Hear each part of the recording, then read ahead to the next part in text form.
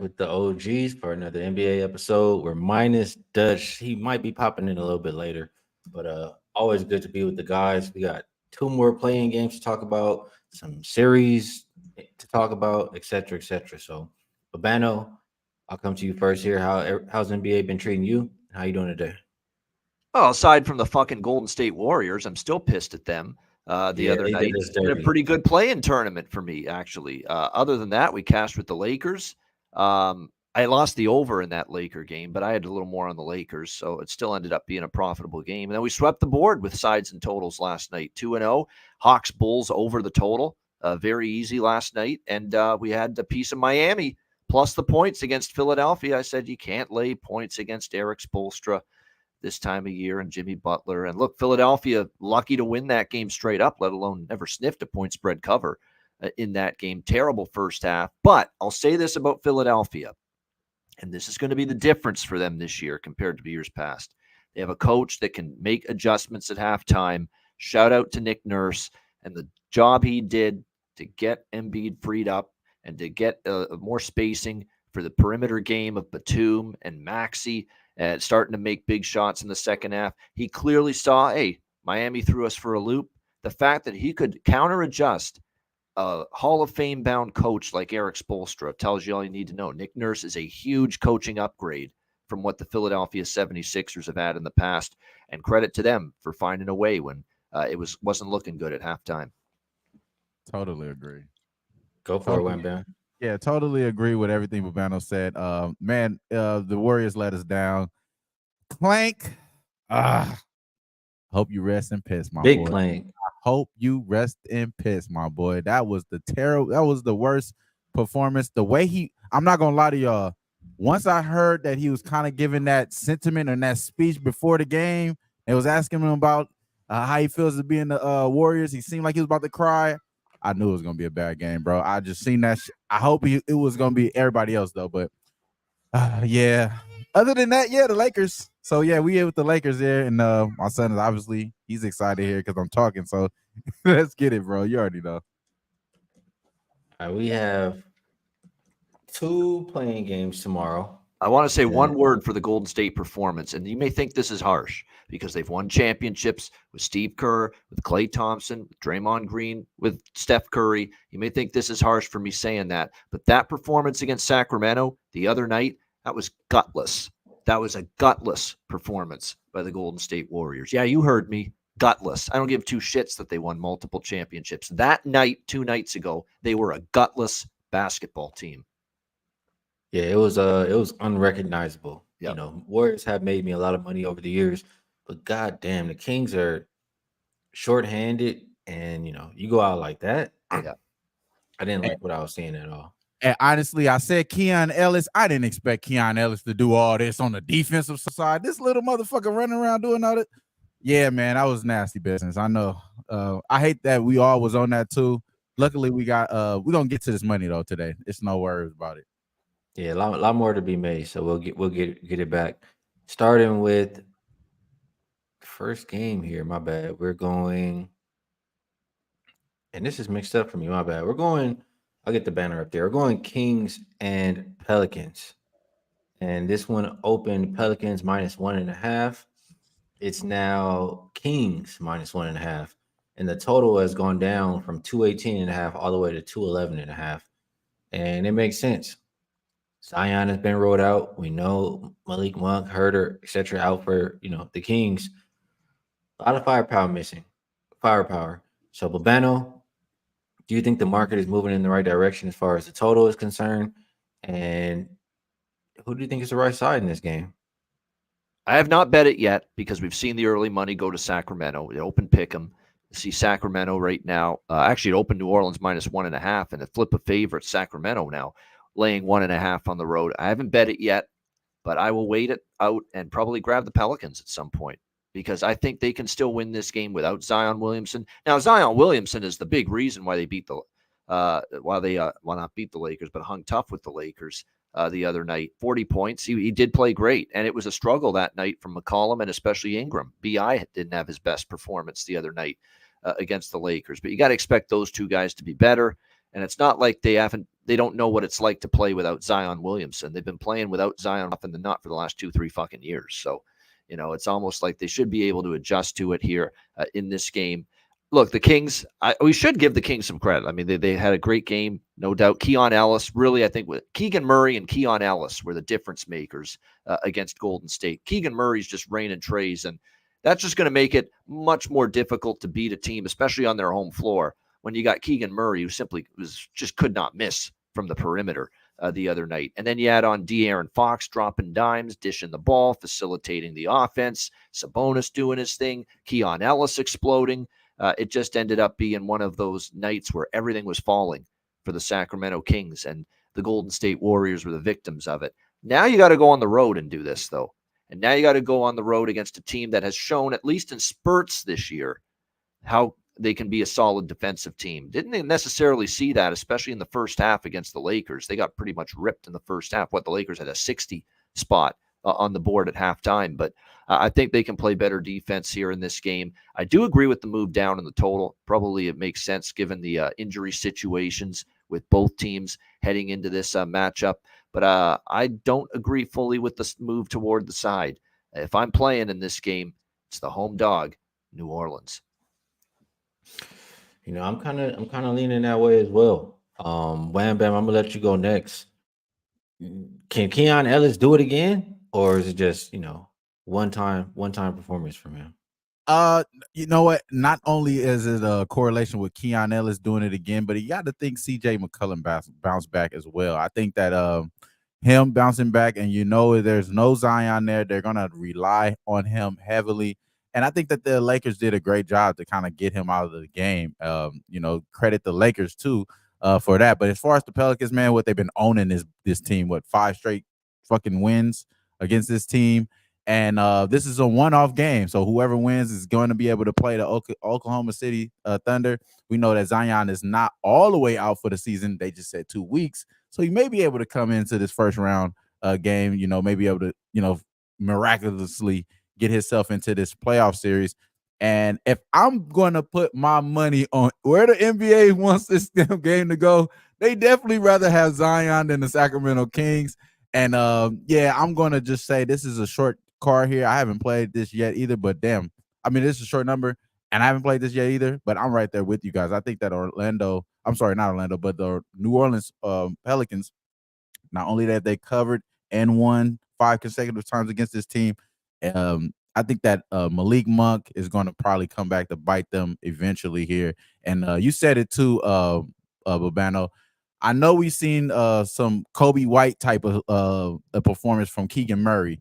And I would say this. I would put my money that Kobe White does that than Keegan Murray does that again, for sure. I think Keegan Murray is probably going to have more of a mediocre type game here against this Pelicans team that's going to have pretty big wings there, and Herb Jones, guys out there trying to defend him there. And I think that there's going to be a good game from our guy Murphy. I think Murphy has a good game as well. So I don't know about Brandon Ingram, though. I think they may be having the kid gloves on him.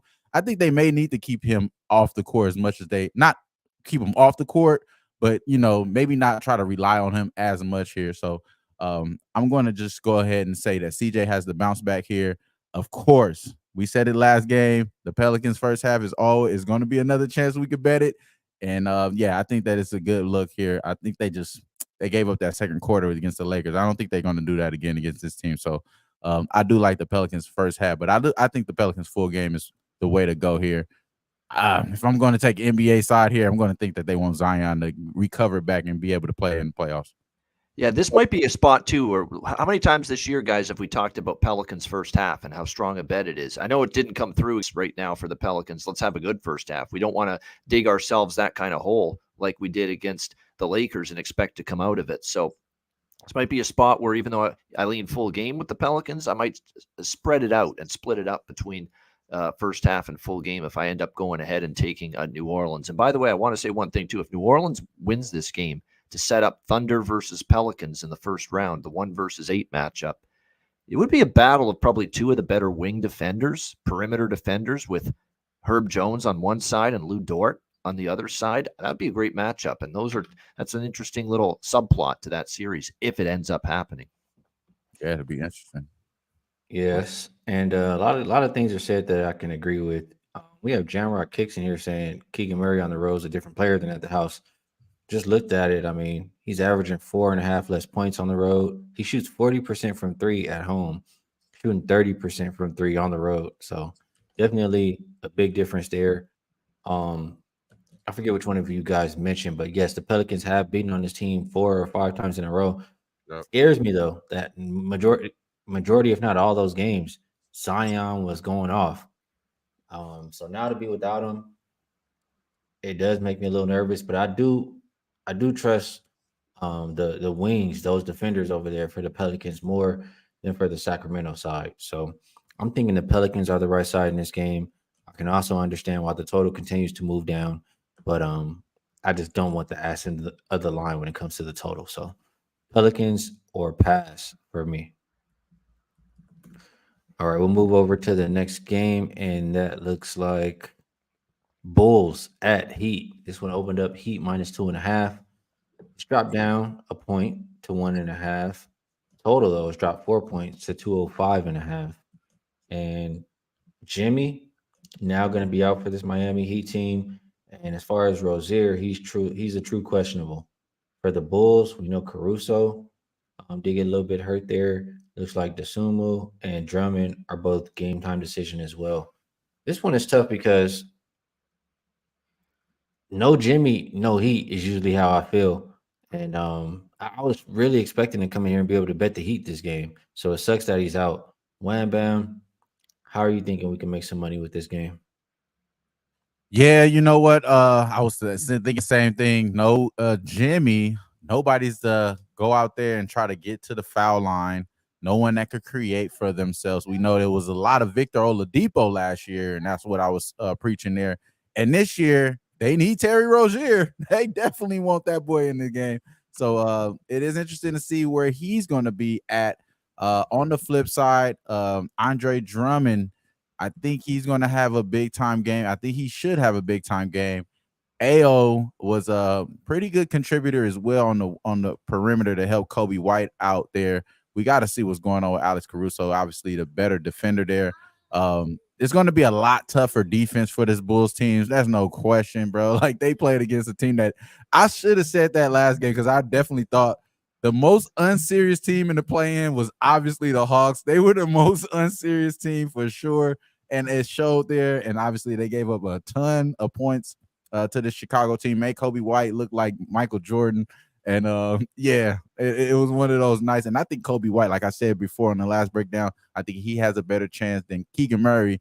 Just based, even though the defense gets a lot tougher for both opponents, I mean for both guys, I think that Kobe White has a better chance because I think he's going to have a lot more help. And I'm really interested to see how Vucevic does in this game because he should be the guy that is going to help them on the pick and roll side of things. I know Bam is going to probably have a pretty good game, and James Jaquez Jr. damn near won them the game last game. He damn near won them the game. I think that his point total is not high enough. I think it was at 11.5 or 13.5. I think I may be confused there on that one, but I think it's 11.5. I got to pull that one up. That's something that I'm very interested in taking a shot at with James Jaquez Jr.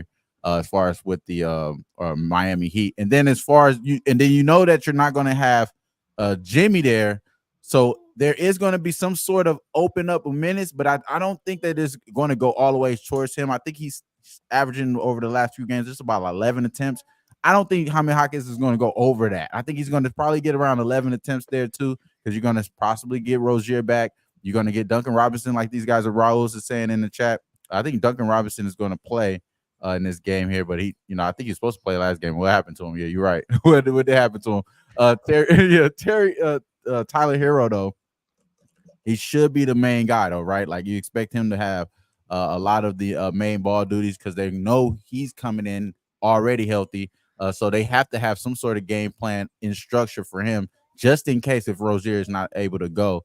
So I would expect, Tyler Hero to have some type of big game here, but I'm not going to lie to you. It got to be James Hawkins Jr., and it is 13.5 points. I think he gets 15 points in there in this game. And then as far as the side here, the Bulls got to win here. The Bulls have to win. I don't think it's going to be one of those games that's going to. I don't think it's going to be a close, a blowout type of win. But the Bulls have to hold it down here and win this game. Send this damn Heat team gone without fucking Jimmy Butler, without nobody to get to the line. I know Scary Terry can be scary. He got to get 40, bro. He got to get 40. And the only way Jaime Jaquez don't get this 13.5 is if Kevin Love goes back to fucking Minnesota. You know what I mean? That's the only way Jaime Jaquez here. So I'm going to go Bulls money line. And I'm going to take this Jaime Jaquez 13.5. I haven't took it yet, but that's going to be on my card for sure. All right, Babano, I want to ask you on this one. The under, you Capper pointed this out too. The under is 16-6 without Jimmy, and they're also 5-0 straight up and ATS as home favorites without Jimmy.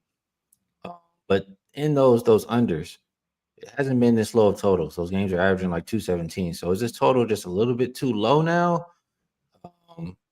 How do you feel about that, and who do you think takes the game? This is really dependent for me with the total on the personnel for this game, because we've got question marks really both ways. For Miami, we know Jimmy Butler's out for at least a week or two. Like this is going to be maybe a couple of weeks at least that he's out. You know, assuming they get past this game and into the first round, which is still a big question mark. And obviously the money's come in on Chicago right away. Chicago blew out Atlanta. Everyone saw them look so good last night.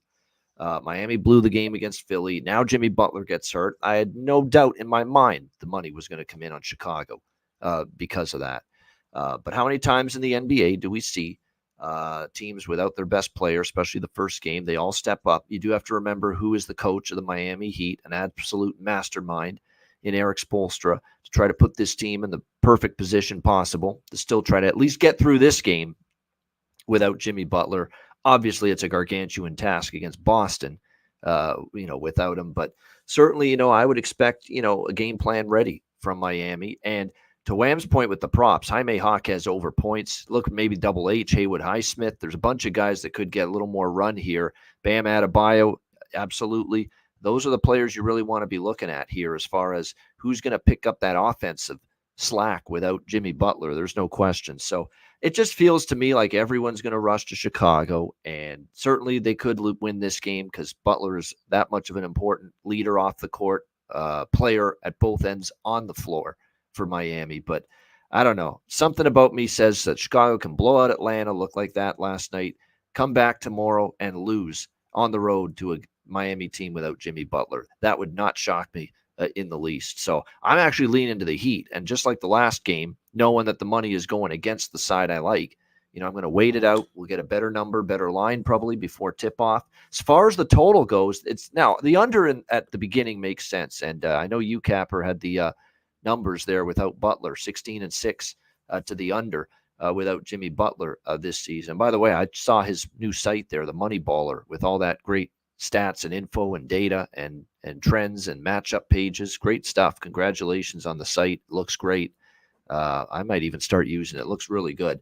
When you look at the total here, yes, they've trended under without Jimmy Butler, but you could have Terry Rozier back in this game. We'll have to wait and see. Scary Terry might make an appearance here for Miami. If he does, they're a much better offensive team with him on the floor. Alex Caruso for Chicago may not play in this game. If he doesn't play, they are a worse defensive team without him, significantly. So if both of those things happen, Rozier in, Caruso out for this game on Friday night, I'd actually probably buck this total and go the other way and go over 205.5. It is a very low number now, but for me, that would be contingent upon those two things, Rozier in, Caruso out. But if we get those two things happening here in this game, I might be tempted to look at over 205.5. Rozier in, and who was the other one out? And he said Caruso for Chicago. Caruso. Yeah, that makes sense. That makes sense for me. I could definitely see it going that way. I'm leaning towards the Heat here. I trust Spoelstra. I think he'll have some kind of game plan that'll be better than the Bulls' game plan. And a lot of these players have just been they've been here before. So I'll be betting the Heat or nothing in that game. Just don't do nothing, y'all. Don't worry about it, y'all. I know it sounds nasty, you know what I'm saying? And UCapper agrees, says if Caruso's out, Yep. definitely not taking the under. And if Caruso's out, I'm probably jumping on the over. And I'm definitely jumping on it with Rozier in as well. You get those two things, Rozier in, Caruso out, I'm taking over 205.5. No I question. agree with that for sure. Guarantee. Sounds good to me. That's the only games we have for tomorrow. So time to take a look at some of these series that we have going on here. Um, there's a couple that I feel pretty strong about, couple I want to talk out. So I'll start with this one. We now know the 76ers will be playing the New York Knicks minus 110, minus 110. Just pick a winner, just like any other bet. How I feel initially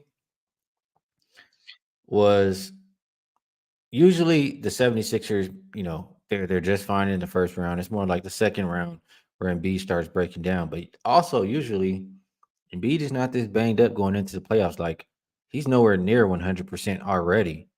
So I have a hard time thinking he's gonna be able to make it through a tough series with the Knicks. On the flip side, I do trust Nick Nurse. I think a little bit more than Thibodeau, and Thibodeau does play his players a lot of minutes. I'm always worried about them running out of gas when it comes to playoff time. If I have to pick, I want to get there with the Knicks. How you feel about it, Babano? Yeah, this is one where I thought I'd be like I actually bet the Knicks to win the East and the championship like midway through the season when they were just rolling and they were starting to really ramp it up and Brunson's having this MVP type of run, at that part of the season and I got really high on the Knicks at that time. But, down the stretch they looked like they were leaking oil a bit. They looked like a gassed, tired team a little bit. There's no doubt. And look, they've got a heck of a matchup here against the Sixers because the Sixers have, I think, when you look at it, they've got a solid supporting cast. They've got the problem of Harden out of there, and they've got a much better head coach. And we absolutely saw that with Nick Nurse and the job that he did to get that team to turn around and play such a much better second half against Miami in that game last night. But part of me still thinks the Knicks have it in them to beat them. They do have home court at Madison Square Garden. Now, there's a little bit of a playoff noose around their neck, too. Everyone talks about how Philly can't get past the second round, but it's not like the Knicks have had a plethora of playoff success here these last few years under Tom Thibodeau either. But I lean Knicks. I don't feel strong about it. I don't want to abandon ship, on this team just yet. Maybe I'm going to feel differently if I see that the Sixers are having their way with New York. But I will say this, and you mentioned it. You see the way Embiid looked after pulling up with some of those threes last night? Like, it looked like there was a fucking piano on his back. Like, the guy is, like, all contorted and leaning over, and he's, like, got one foot up in the air and the other foot down on the, like, he does look like he's playing through significant pain still, not 100% health-wise. And does that take its toll as this series goes on? If I'm the Knicks, and certainly I remember the old school Knick teams, Patrick Ewing and Latrell Sprewell, if you want to go back in the day. And when you played their ass in the playoffs, they made it a street fight. They made it a physical game in the paint, a physical game down low. And that's what I'd be trying to do here, especially against Embiid here, is try to punish him physically a little bit. Try to test just how healthy, man, are you right now? That's what I would be trying to do here if I'm the New York Knicks. So this is a great series. It's a fascinating series. It's an intriguing series. Like I say, I don't love the way the Knicks finished the season. I don't want to abandon ship on them. I don't expect to have a pre-series bet here, but I do lean to the New York Knicks a little bit. Good point by a lot of good points by Babano, but another good point in the chat. It was BJ says everybody keeps saying Tibbs runs his players in the ground, but they're second seed, so they have damn near a week of rest / recovery. And yes, at least in that first game too, it'll be 5 days of rest compared to 2. So big advantage for those Knicks. Wham Bam, what's your view on 76ers Knicks? I wish Randall was here. I definitely will be thinking Knicks a lot more because the offense is going to be ran through Jalen Bronson, and we know where he's coming from. 30.5 is his point total, and I think he's going to average just about that in this series. You know what I mean? As far as what he's going to do for this Knicks team. That being said, this is a terrible matchup, though. As much as Embiid is injured, bro, like, let's be real. Like, let's get to it. The reason why it's such a small, series price is because the Sixers are obviously the better team. And similar to the Lakers last year, they're not necessarily that same playing team. They're not the same playing team that you're expecting here. And this is one of those teams I feel like using the play-in as their advantage here to get Embiid healthy enough to be able to go on a push. And yes, the last game was nasty for Embiid. He didn't look good, but I think we only had 4 to 5 games. Now we're going to start to see him in a series where he's going to see the same guy over and over, see the same reputation of a guy, knowing that he has these certain moves in his bag. Embiid should be over here going 30 plus too, just as much as Jalen Brunson. And if that's the case, that's a problem for the Knicks. And that's the reason why I like this 76ers team, not only to get past this team, because once they get past the Knicks, it gets a lot easier in the next round because they definitely have a bigger matchup advantage in the next round there. So I like this 76ers team not only to win this series, but to win the East. And this is the reason why, bro. The longer Embiid is going to be able to play, the better he's going to be able to get. I don't think it's going to be the opposite. I think we're thinking opposite here because he's obviously out of shape. He hasn't played in so long. This is NBA game speed. And then we're on the playoff level of it as well. And then on top of what Babano's saying, this first game is going to be a huge test for him. This first game is going to be the biggest test because you got to get used to the playoff physicality and not only having to get used to the play style. So all those things factoring in, I'm going to venture in and think that not only is he going to have a crazy run this playoff year, bro, he about to play in the USA Olympics too in the summer, man. He going to do it all. He about to do it all. And then at the same time, it's going to start off going up against this Knicks team that we have a lot of respect with. Let's be honest. They're really shorthanded. They have Mitchell Robinson coming off an injury just as much as Embiid, and they don't have their second best scorer in Julius Randle. So I know OG has a great record with them, and it's going to be good on the defensive side, but it has to take the other guys for the 76ers in order for them to get past the series, of course. So I expect there's going to be a Kelly Oubre game. There's going to be another Nicholas Batum. Why is he in? Is because he keeps shooting it, and he keeps making it. And, I mean, damn, he pretty much won them the game last game. So, yeah, man, I like the 76ers all the way. So I'm on the 76ers in this series, of course, minus 110. I didn't take them in that first game, but I did take them to win the East. I think that's plus 660 what I got it at. So, yeah, I like that. Well, I'm going to give some pushback here. As much as, Batum is cool and all that, he's not going to give you 20 points every night. He's just not. No. And that was an outlier last night. Yeah. I agree with that. Yeah. You said a couple of things, Wham Bam. You said that, if Embiid gets his 30 plus, that's going to be a problem. I mean, Embiid, they played the Knicks every game without Embiid except one. The one game he did play, he had 30 and 10. Maxey had 27. Oubre had 15. I mean, those are the guys you're looking for right there. Final score, 128 to 92. So that might not even be enough. And I mean, that's a game. I know they had Julius Randle, but Randle went 1 for 11. So, and Mitchell Robinson didn't even play in that game. I don't know. I think the Knicks might have a little bit too much for this 76ers team. We shall see. Yeah, we will. And then also Buddy Hield. I didn't mention Buddy Hield. He's definitely a good addition. They got to give him some credit with the way he's been able to penetrate the defense too. So, and then also this is one thing I will say. I'm going to sure be on Maxey over 21.5 points. As much as I said it's going to be tough to see Embiid get used to the physicality, they're going to have to still let Maxey be the lead dog here. So over 21.5 points, I think he gets to 23 points here. And that I could absolutely go for. All right, let's keep moving. Let's keep moving on that one. We will go. Is there a series you guys want to talk about? One you want to skip to? That was one I wanted to talk about. Ooh, go let Babano go. Which one you want to talk about, bro? I can talk about them all. Yeah, we got 4 on Saturday.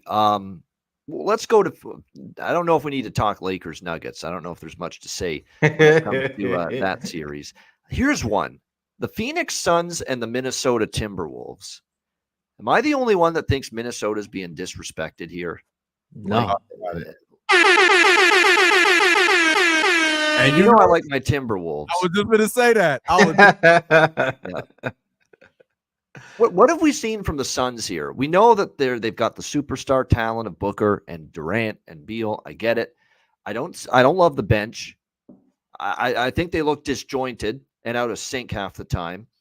I don't like the way they play defense consistently, start to finish in a lot of games. And Minnesota, look, I mean, this is a young team that's coming into this as the better defensive team, in my opinion. They've been that way all season, as far as I'm concerned. And to me, how many times do we have to see Kevin Durant all of a sudden spit the bit in the playoffs the last 2 years? He's been awful, terrible at times in these playoffs the last 2 years. Go back to when he ended the last season he was in the playoffs in Brooklyn. He was bad. How about the flameouts that he's had since he's been with Phoenix? I still can't get over that. How they just laid down and died like a motionless, lifeless, dead team against Dallas a couple years ago on their home floor. Those are bad memories. Those are bad. That's a bad look, when you've seen Phoenix bow out the way they have. Since that year they went to the finals and lost to Milwaukee, they've had ugly, and I mean ugly exits in the postseason. That bothers me as well about this team. Now, granted, I know they made the coaching change, obviously, in the off season. I get it, but I worry about a lot of things with this Phoenix team. Minnesota, look, the playoffs, we've seen them stumble. We've seen some moments from them, but this was a young group that's lost some of these recent series in painful fashion. They've learned a lot. They've come a long way. They're a little bit younger now. Or a little bit older now, a little bit more experienced when it comes to postseason play. So I am very much interested in Minnesota in this series, winning it and advancing. Phoenix is getting they look like this wonderful car where everything looks great on the outside. Very, very beautiful car. But if the engine sucks and the motor stinks and you can't get the ignition to turn, what good is it? And that's what I worry about here about this Phoenix team. So I like Minnesota in this series. I'm liking Minnesota too. And you said a lot of good things there, a lot of things I agree with. I'll add the Suns have been really poor in the fourth quarter. The Suns have Don't be surprised if it's a Minnesota player that's the best player in this series too. Not Durant, not Booker, not Beal, but Anthony Edwards. I think he's going to have a hell of a series. Yeah, I'll take Anthony Edwards personally over anybody on the Suns team. Yeah. But this Suns team hasn't been good in the fourth quarter, and they have a lot of guys who are injury prone. Booker, Durant, and Bill, all of them. I don't trust either one of any of them to stay healthy for a full series. And I know Minnesota's defense much more trustworthy than the Suns. And like you mentioned, I just trust Anthony Edwards at the end of the day to carry majority of the rest of the load on the offensive end. So I think the Timberwolves are the right side in that series. How do you see it, Wham Bam? Yeah, no, I agree. I think the Timberwolves are definitely the right side here in this series. And I think it's going to be a 6-game series. There's going to be some pushback here from Phoenix. They're going to have some heroics coming from some of these guys.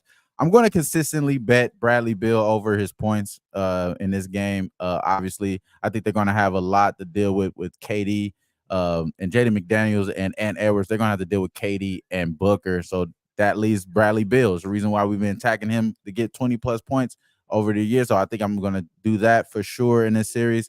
And then along with that, I'm right there with you guys. I haven't bet this yet either. I want to wait and talk to you guys about this, but I could only think that the Timberwolves, they're going to have the better defense. We know this is the playoffs. This is when every possession matters. If I'm going to think of one guy that I think that could score over everybody in Edwards, and then there's a team in the T-Wolves, collectively, they could stop this team here from scoring here. So, especially the bench is going to be a lot better for the T-Wolves. And then we haven't even mentioned Mike Conley being that veteran presence there for the T-Wolves to get over that hump that they didn't have over that series that they was going up against the Grizzlies. This is not the same T-Wolves. This is a more veteran present T-Wolves, like Babano was saying. So I definitely have a better chance, a better luck trusting them than the Suns team, especially with a bad bench that they have. Good stuff on that one. I'll ask you now, Wham Bam. Is there a series you want to skip on over to?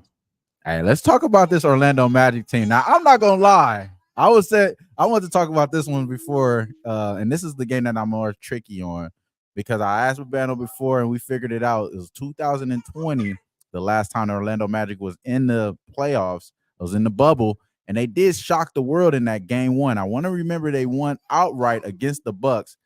This game one seems like it to me. We got a lot of guys, a lot of things going on for them that they didn't have even back then. They got Jonathan Isaac back. They got Wendell Carter Jr. back. They got their trees to go up against these other trees. And then they have the other guy in Jalen Suggs, who we've been picking our spots with them so far this season. This is a good spot, I think, for him to go over. I think I got him and the other prop mixed up. I think his prop is at 11.5, if I'm not mistaken. That's the one that I thought I was 11.5. 13.5 for Jaime Jaquez and 11.5 for Jalen Suggs. I like that look a lot. I think Jalen Suggs has to be that component, that other additional starter guard that's going to try to combat this offensive power for Donovan Mitchell and Darius Garland there. So I think they match up really well. And then we add in that they have the superior athlete in Paolo Banchero here in this series. I think that Paolo has to have a phenomenal series in order for these guys to go over, not only with him, but Franz Wagner. This team is low-key stacked, bro. And I think that this is just one of those games where you expect Cleveland to do it because they have bigger names and they're probably like I don't know if they're the bigger market. They're definitely the bigger market than Orlando. But hey, I'm going out on the limb, and I think the Orlando Magic get past them in this series. And I think they win game one and flip the spread. Flip the odds in the series from game one. It's interesting. But Ben, I was kind of feeling the same way as Wham, and then I was thinking about it, and I said, the Magic, they are not a team that shoots the three well. They score on the inside, and if you got Mobley and Allen down there, it's tough for me to think that they're gonna have a lot of success. At the same time, I do not trust this Cavaliers team, and I think Donovan Mitchell is on the way out. To answer what Saturated said there in the comments. So the Magic, they've been the team I've had probably the worst read on all season. But I want to find some kind of way to bet against the Cavs. Can you give me another push? Well, I sprinkled on Orlando to win the series at a plus 170 because I thought this should have been closer to maybe minus 150, minus 160, minus 200 for a Cavs team that did not play their best down the stretch, in my opinion. They had guys in and out of the lineup. Now, when they're all fully healthy, and it looks like they've got a good chance to be as healthy as they've been in some time, it looks like. But, the Garland and Mitchell's a phenomenal backcourt. It can be LeVert, what he can give you offensively. Down low with the two twin towers, Mobley and Allen. I get all that. But my goodness, their defense hasn't been as good. Brian, excellent point. And I think even if they don't win the series, Orlando, to me, the value in the series price is on them because I think this is a competitive, long, tough series, very close. And I think from a point spread ATS standpoint, game to game, I truly believe if you bet on Orlando ATS every game in this series, you'll be profitable. You will. Road underdog already to start game one. They were a terrific team as the road underdog role all season long. Cleveland, remember last year, 2 years ago, phenomenal home team against the spread. You didn't want to bet against Cleveland at home last year, 2 years ago. You know what they are this year at home? 18-22 against the spread. Losing point spread record on their home court, the Cleveland Cavaliers. So, yeah, I like if Cleveland wins this series, it wouldn't shock me. This is a young Orlando team. It does have the talent with Wendell Carter Jr. healthy. Of course, Jalen Suggs. Of course, Paolo Banchero. We know that. I think they've got the talent to compete with Cleveland and give them a series, but experience is on Cleveland's side. There is no denying that, not to mention not just their players, but their coach as well. And that could be enough to get them through. But I think if you're looking at this series based on where the series price is, to me, it's a little too high on Cleveland, too much of a favorite. And even more than that, from a point spread perspective, I'm going to be trying to bet Orlando every game in this series, ATS, and especially the games in Cleveland where they're going to be on the road. They're going to be underdogs, a point spread roll that has been amazing for the Magic all year, and a Magic team 51-31 ATS on the season. I have a question. I feel like the last year when we saw Cavaliers in the playoffs, like we're getting these low totals. I know it's versus the Knicks, but I feel like all of them were going under. And UCapper says again, every game under, you'll be profitable at the end of the series. Any opinion on that? I wouldn't deny that. The Orlando Magic have never been a team where I'm running to the window to bet them over. And for the season, you look at them 45 unders, 37 overs. I think from a roster standpoint as well, when you look at, the way it sets up for them going into this first round against Cleveland, I think the Magic from a starting five standpoint, now that everyone's back in their regular roles, I think they're really going to be able to defend at a much higher level. Jonathan Isaac, as Wham mentioned, is going to certainly help in that regard as well.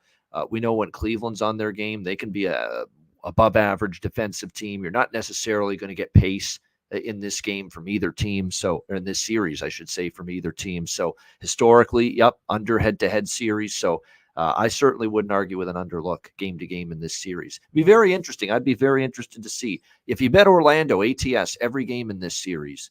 Let's say it's a 6-game series, or you bet Orlando in 6 games each game. You bet the under in each game.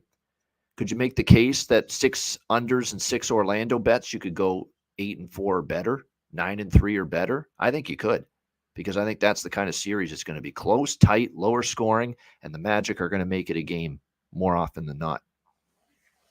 Just to combat to that, both of these teams giving up top 10 and the least amount in points. Number 4 in Orlando Magic, and the Cavs number 7 there, just giving the opponents 110 there. But I think their total is going to be set so low, maybe able to creep over on a couple of them there. So it's going to be a little tricky there, because even the first game, I think it's at 207 or some shit like that. All right, let me ask you guys about this one then here, Pacers and Bucks. No Giannis, undetermined when he'll be back in this series. Bucks haven't looked great anyway. I mean, did they deserve to be, laying anything to even start this series? Are the Pacers live? And I'll ask you first here, Wham Bam. Can Hallie do it when it matters most? I think Hallie was greedy, man. He wanted to make sure he got on that first team All NBA, and he did it up, man. He made sure he qualified, and he will be rewarded with it. So you will get that, $80 million extra. And the NBA is going to slap his wrist and allow Dame time to tap his wrist and allow his team to go further, man. The Bucks is going to go further, man. It's just, I think the Pacers, I expected them to do a lot better once they got Pascal. And they necessarily haven't shown me anything there. Just as much as bad as the Bucks have been as far as letting expectation down, I think this series, and I talked to my sister about this actually, I think this is a good series without Giannis to focus in and key in on Bobby Portis. Bobby Portis is going to punk everybody on the other side of this damn ball. I expect Bobby Portis double-doubles. I expect him to have one of those 3-point showings as well to stretch the floor. I think that this is going to be a Bobby Portis series. Even without Giannis, I think the Bucks get it done. And I like the way Lillard has been making this team look like a better Portland Trailblazers team. You know what I mean? So I expect that to be the case, and they could do enough to beat this Pacers team. Obviously, Hallie, I don't know, bro. I think Hallie's going to have some games, of course, here, but this is going to be a Bucks series all the way. I think Dame, has the little seniority here and gets it done for him. You agree with Wham Bam Babeno? I thought I was going to love Indiana in this series, and I still like Indiana. There's other series I like teams more than in this series, but I am still on Indiana. I am. I just don't like what I saw from the Bucks at any point. They had that little uptick just a week or two after Doc took over for Adrian Griffin. And then kind of after that, they kind of reverted again back into that team that they were early in the season, not defending, not guarding their man, breaking down at the defensive end of the court. A little bit of who's going to get the ball in those key situations which hampered them as well, hamstrung them between Giannis and Damian Lillard. Just all kinds of out of sync, issues at both ends of the court from them. Once again, reared their ugly head again late in the season for the Bucks. So, I don't trust Doc Rivers in the playoffs. Glenn Rivers, as we say. Now, he has won a lot of first-round series, and it's usually the second round that trips him up. So maybe he does get through this series. Maybe the Bucks do get through this series against Indiana. And personnel-wise, certainly they could. There's no doubt. But my goodness, I have zero interest, I think, at any point. Certainly at least until they show me something here in the postseason before I'm ready to back Milwaukee. So It's still Indiana. I think it bothers me that there's a lot of people and the betting markets seem to be white hot on Indiana because the game 1 point spread has moved. The series price has moved a little bit toward India. It feels like everyone's loving Indiana for this series. So that bothers me a bit, but I still don't want any part of Milwaukee. Until I see something tangible that's stronger at both ends of the court, I've got issues trusting the Bucks right now. And just to give a little pushback on the Doc, I don't want to bet with Doc, but as I'm looking through this, I was like, do I really trust Rick Carlisle either? Like, just as much as Pascal hasn't did shit with the Pacers, Rick Carlisle, you right there in the same corner with him. You ain't did shit either. So. A championship in Dallas didn't. He had Dirk though. Let's be real. That's what I was gonna say. Hey, that's what I was gonna go. He had Famer. Yeah. And they went up against and they went up against the boys, LeBron now and then. We don't gotta talk too much about that, but yeah, I don't trust Rick Carlisle either. I'm unsure if I'm gonna get involved in this one. But good discussion, but I don't know. Yeah, they fired Adrian Griffin. 30-13 wasn't good enough, but they're more than happy with Glenn Rivers and his 17-19 record. Yeah. Yeah, terrible. They had no business. They're trying to blame Griffin for sure. Yeah. And they look pretty dumb right now. So we have 2 more series left to talk about here. We might as well knock them out. One of them is Mavs and Clippers.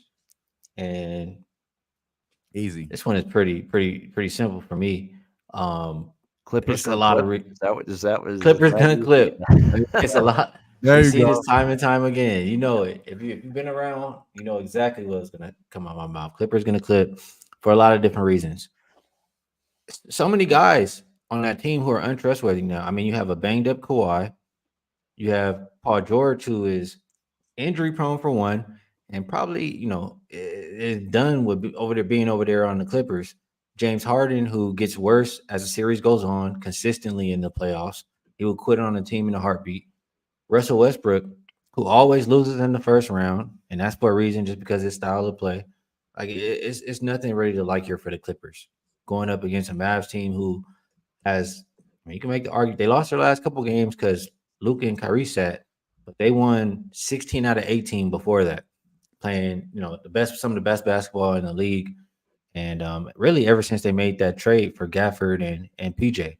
So I like what I'm seeing from the Mavs team. We know Luka Debo is going to come to play. And against the untrustworthies, give me the Mavs. How you feel about it, Wham Bam?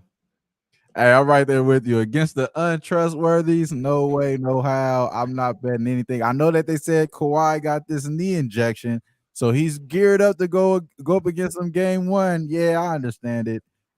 You need him for sure, but is he going to stop Luka Debo? No way, bro. He's not going to do it. I think Luka's going to probably average 40 in this series. And now he has Kyrie up against going up against these boys. Now, yes, this is where they put all they freaking money in. They seen what the Rams did. They said, hey, the Rams mortgaged all they future for a championship. Maybe we could do it too. And they got the wrong guys. They got James Harden, who's known for folding around this damn time. Then they have Russell Westbrook, who can't get guys to fucking play defense behind the free throw line. It's going to be bad for this Clippers team. Obviously, the only guy that I really got love for is probably Amir Coffee. Y'all know I like to sip the coffee a little bit, pause. And that's about it with the threes. That's the only thing I can say good about this Clippers team. The Clippers are definitely going to clip. It's Mavericks all the way. I think the Mavericks going to win this game in a 5-game series here. Luka Debo going up against the winner in that OKC game. So I like the Mavericks actually to go pretty far here, and then obviously they're going to beat the Clippers by doing that. But Bano, don't tell me you have faith in those Clippers. Well, they sucked me in for a little bit there when they first got Harden, and they did look great for like a few weeks there. They really did. I mean, with PG and Kawhi and James Harden looked like a different James Harden when he first got to LA, but that didn't last for the rest of the regular season. Now, did it? Down the stretch, we saw James Harden's efficiency and shooting percentage tail off, and he started to get those lazy fucking habits back in his game again. Paul George inconsistent. Kawhi Leonard, is he going to play one game? Is he not going to play the next game? And all of this shit started to swirl around the Clippers here down the stretch of the season. And suddenly you looked at the Clippers, and the last month or so, if not longer, wiped out all the good things they did when James Harden first got there. Maybe that was just foolish to think that was, going to continue indefinitely. Maybe it was just a little bump at the onset, getting him from Philadelphia. But I think when you look at this Clippers team, how can you like the way they finished the season? It's hard to when you see what they've done. They don't also defend on a consistent basis. That bothers me. Now with Dallas, early in the season, you could have said to me, well, guess what? I don't trust them defensively either. But what we have seen from Dallas is definitely a better team defensively. They've gotten better. They've climbed in a lot of statistical categories to top 15, borderline top 10 NBA defensive efficiency, down the stretch of the season. This was a Dallas team that wasn't stopping anybody, down the stretch. But, they're putting things together. They had a strong finish to the year. We know that when they both play at eye level, and that's always the critical part, it's just they both play at eye level. They both know when to shoot, when to give the other guy the chance. Luka and Kyrie, they can be phenomenal for this team. But I like a lot of the other parts, like what we've seen out of Kleba and PJ Washington and Daniel Gafford and Derek Lively and Derek Jones. And what if Tim Hardaway starts catching fire in this series and reigns from 3-point range? So, that becomes then a very dynamic and a very dangerous inside-outside kind of team that you have to defend when you face the Dallas Mavericks. The one concern I would have here is I respect the hell out of Ty Lue. I do. Ty Lue, I like him as a coach. I'd probably still give him a little bit of an edge over Jason Kidd in this series, but I'm on Dallas. I just like what I saw down the stretch more. I think they're the better defensive team now. Down the stretch, they certainly showed that over the Clippers. And when you've got a guy like Luka Doncic that can go for 40 or 50 any given game and just take over, and there's nothing you can do if he's just going to make those ridiculous highlight reel shots that he can. There's not really much anybody can do. So he might be the difference. There's going to be some games in this series where Dallas doesn't have it, but Luka can be just so incredible. He can pull them through, and they can still win. So yeah, Dallas for me. I think they're rightful favorites in this series. I have a question. When, why, what are we giving Ty Lue credit for? I know everybody says Ty Lue is a great coach. Is it because they won with LeBron? They came back and won. Like, is it just that one series, or what are we giving Ty Lue credit for? That was part of it. I thought there were times too, Cleveland and earlier with the Clippers, he kind of held them together when things were falling apart. For sure. And I think a lot of his coaching did it. I think he's good. I mean, is he like a top best coach in the NBA right now? No. But I think he's done a decent job with what he's had to work with. Now he's got a lot of talent on his team, but again, you're talking about a bunch of, in some cases, malcontents, in some cases, older players that just, you trust whether they're going to be healthy here in this series. But yeah, I like what Ty Lue said. Done here so far. Is he, like I said, to me, he's a good coach. He's a pretty good coach. Is he best coach in the NBA? No, but I don't want to minimize what he's done, but I don't think coaching alone is going to win this series for the Clippers. Yeah, both of these guys are player coaches like Jason Kidd and Ty Lue, but Ty Lue definitely gets the edge, I think, on making adjustments. And as far as like, I was more impressed on his run to the Western Conference Finals that one year with Paul George and without Kawhi there, the adjustments that he was making to keep Terrence Mann in at the 4, things like that. Like, he does certain things that I could be more impressed in than Jason Kidd. So I agree with Babano there, but I would give more credit than Ham. I would say that. I give more that's not easy to make that statement. There's no question. I also wouldn't go. I'd be worried about the absolute. I will do anything it takes to get over that hump, break through that glass ceiling if I'm Luka Doncic. Like, he's hungry for success here in the playoffs. He's hungry to get to an NBA Finals for the first time in his career. He's hungry for the championship. And that is a scary proposition with that guy coming at you with all this motivation in the world, because that's all Luka's going to hear now until he gets it done and gets this team to the finals is, well, he's an incredible player, one of the best players in the league, but he doesn't want that but stigma hanging around his head anymore. He wants to break through, at least get to a finals, and I wouldn't put it past them to do it. All that say, go Mavs. Yeah. I also don't remember, and I can't remember exactly, but there was a series where, or maybe it was more than one series, but I feel like I saw Jason Kidd make a lot of good adjustments and making good, decisions as a coach too when they're in the He's been playoffs. coaching a long time now. Let's not forget that. So hopefully he's gotten better, and he's learned some things. Yeah, you'd hope so. All right, let's keep going here. He was a heck of a player. You can't deny the great player Jason Kidd was. Outstanding playing career. I'm old enough to remember it. For sure. Yeah, I mean, I love Jason Kidd as a player. Absolutely. We got one series left, and Lakers Nuggets. Lakers are plus 290. Nice. Jeez, plus 290. We don't have a chance. Nice. Minus 350 if you like the Nuggets. I'm not going first. I'm giving it to Babano first. No bias. How do the Lakers have a chance in this? Can the Lakers win 2 games? I'd be willing to say yes for 2 games, but I just don't think they're going to win the series. I mean, it's not just that they swept them last year, and it's not just that it's just been a bad matchup. It's filtered into this year too. You look at it: 3 head-to-head meetings. Denver 3-0 straight up, 3-0 against the spread. It's just been a difficult matchup here for the LA Lakers. Now the difference is the Nuggets do have their championship. Okay, they do have their title, but are they satisfied? Do they come into this series thinking we've got our championship? We beat the shit out of this team last year. We've won every regular season game against them this year. Are we a little overconfident? Are we a little full of ourselves if we're Denver coming into this series? To me, that's the only reason. That's the only way to me that the Lakers are really going to get into this series is if Denver just thinks we're going to step on the floor and win without putting in the effort, without having that execution, without bringing the D like they did last year. But to me, it's very difficult. I will say this. I think the Lakers in game 1, because of the extra rest, and I said that on Tuesday, everyone's saying, what are you talking about? Don't you dare tell me that was a Lakers play. You think LeBron wants to play tomorrow night and turn around and play game 1 on Sunday?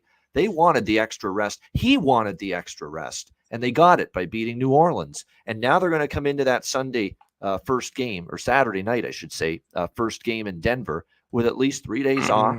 In between, a little more energy, especially for LeBron, who's so important for the Lakers. When he's got that extra rest, he's going to have a little more gas in his tank. I actually think even though they're not going to win this series, even though Denver will win, I'd be willing to say, Denver, I don't think they're going to sweep the Lakers again. I think Denver in 5, Denver in 6, is kind of what I'm thinking in this series. But in game 1, I'll tell you what, I kind of like the Lakers a little bit, plus the points.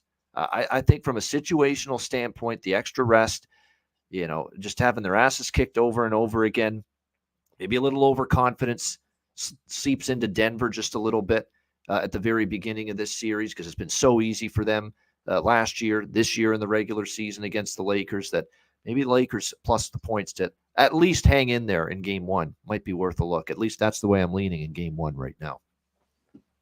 I don't know. I don't even think I can do it, Babano. Man, all the games where I think, Lakers been talking about, we're going to see Denver. We've been waiting for this matchup. It's Kobe night. It don't matter what it is. And they just let me down every time. So, like with the motivation supreme, and Denver just punks them in the final 2-3 minutes at Kobe night there and just, runs them off the court in the final 2 minutes of that game. Yeah. After that, it's just like my fingers will not allow me to push confirm on Lakers versus Nuggets.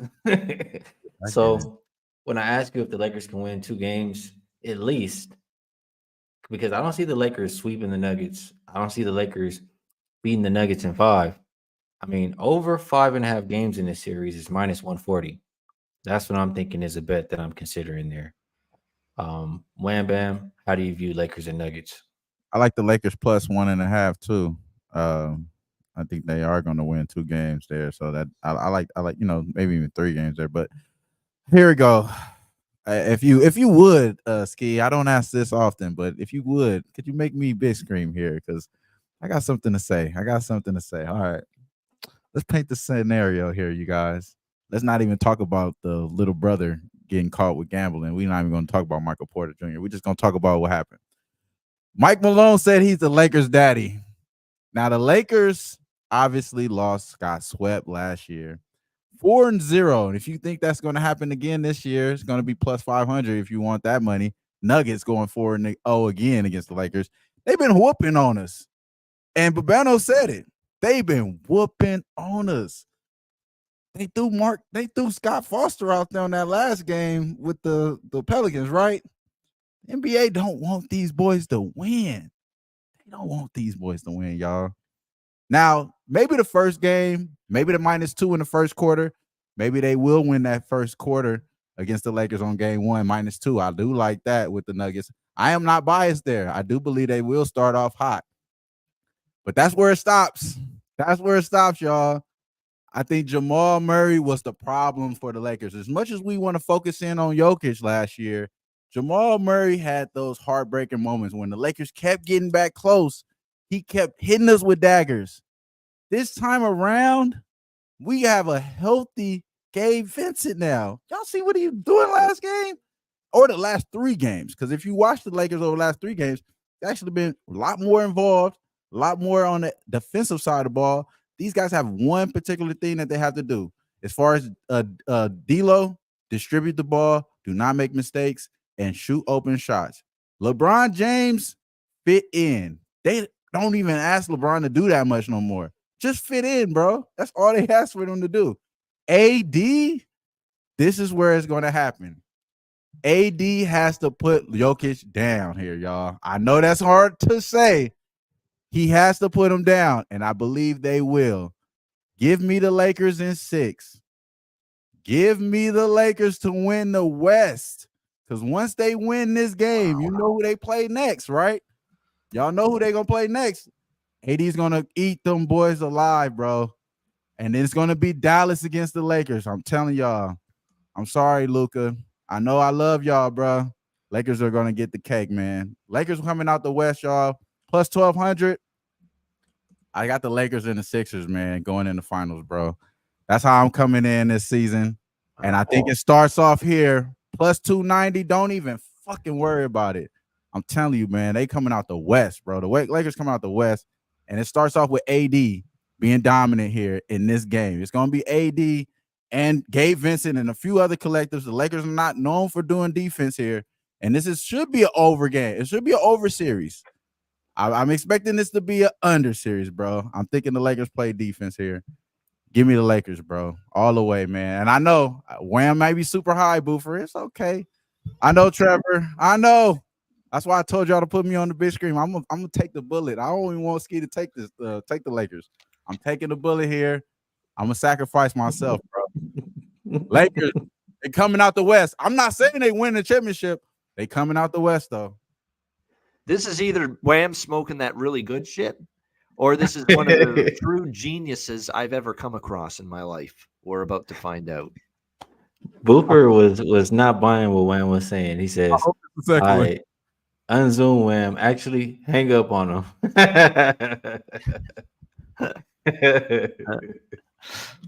People not buying that the Lakers have a chance, but maybe the Lakers can get it done. I'll be a fan in that game. You'll be a Laker fan, not a Laker better. Yeah. Ooh, I'll root for Wham back in that one. First quarter, we gonna get smoked. We about to be down 10 in the first quarter. Don't even worry about it. So it ain't gonna look the start. Don't even worry about it. One thing I want to ask is, if the Lakers win versus Nuggets, I think that is like the Lakers winning the West. I don't see any other team beating them. How do you? If you think the Lakers are going to win this series, you better be betting them to win the West, because if they win this series, then there's not another team they could. There's not another team they couldn't beat, is what I'm saying. Yeah. All right, so we're in agreement on that. All right, last but not least, before we move over to best bets, I just want to ask, gun to your head, you have to pick one team. Who is coming out of the East? Who is coming out of the West? And I'll go with Babano first. All right, so I'm going to go Boston. It's the easy route, but I'm going to go Boston. With all due respect, New York could still be dark horse for me, but I got to go Boston. And plus, New York could get knocked out by Philly. You know, you never know. So I'm going to go Boston, and I am going to go. I'm torn between two teams. I'm torn between. And I'm going to go off the grid here. Well, I shouldn't say off the grid.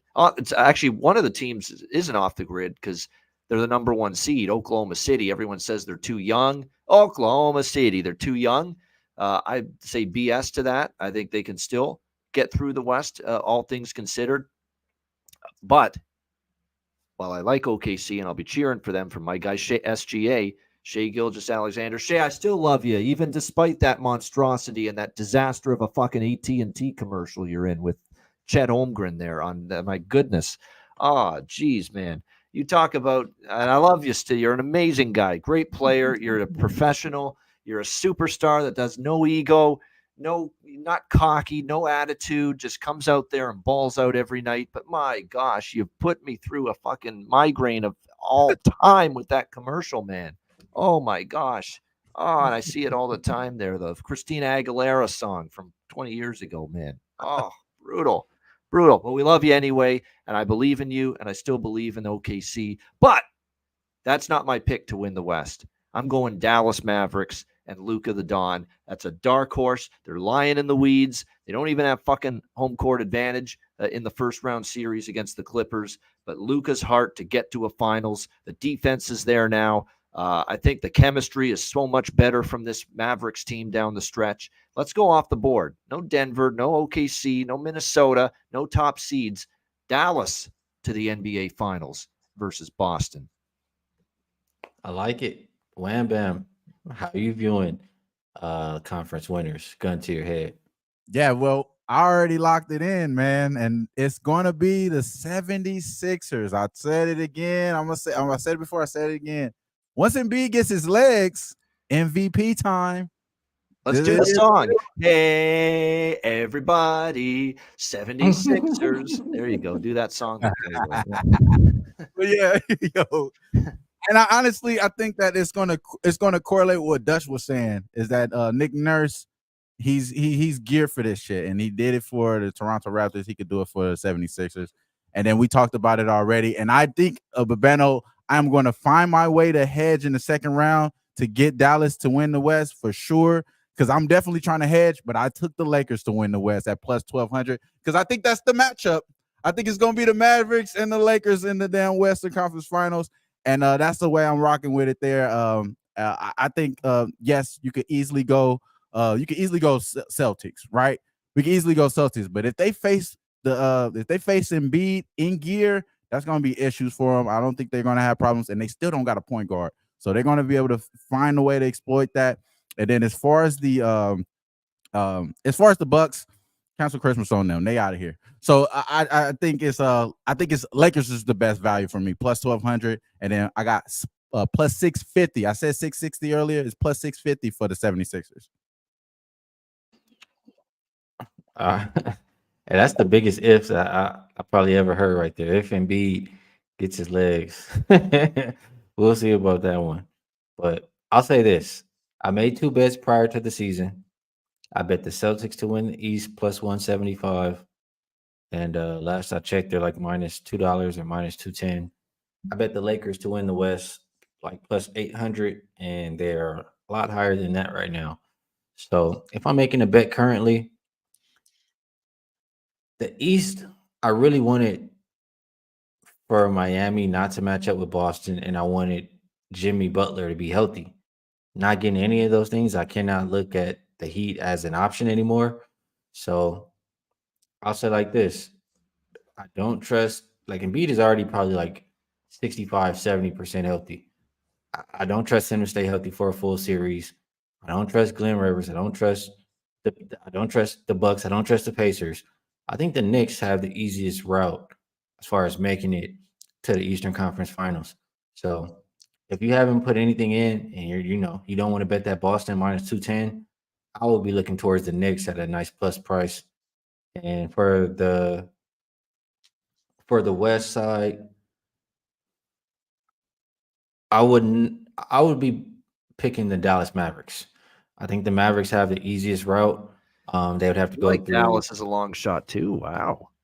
Yeah, they I think they beat the Clippers and versus OKC. Like I don't view as good as they've been all season. Like they're not a juggernaut one seed. I think they're definitely beatable. And Dallas has guys who are way more experienced and can take advantage of that young team.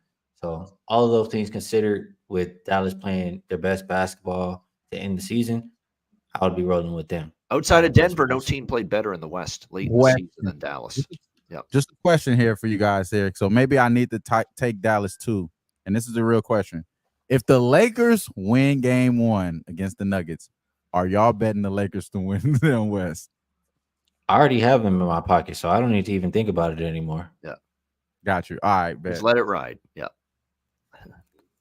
So, I mean, I'll be happy if they win.